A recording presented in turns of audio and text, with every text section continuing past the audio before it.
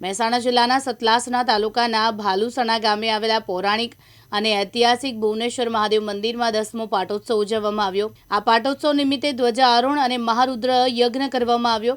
સતલાસણા તાલુકાના ભાલુસણા ગામે આવેલા પૌરાણિક અને ઐતિહાસિક ભુવનેશ્વર મહાદેવ મંદિરમાં 10મો પાટોત્સવ ઉજવવામાં આવ્યો, જેમાં પાટોત્સવ નિમિત્તે ધ્વજારોહણ અને મહારુદ્ર યજ્ઞ કરવામાં આવ્યો અને ચેહર માતાજીની ધજા પણ આરોહણ કરવામાં આવી।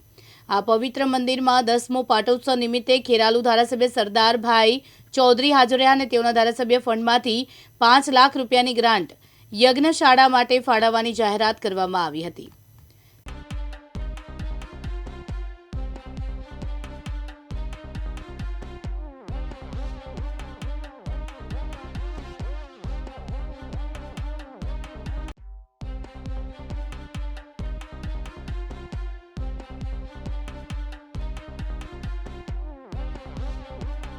સંજય સોની સાથે અનુપસિંહ ચાવડા, દિવ્યાંગ ન્યૂઝ, ભાલુસણા, મહેસાણા।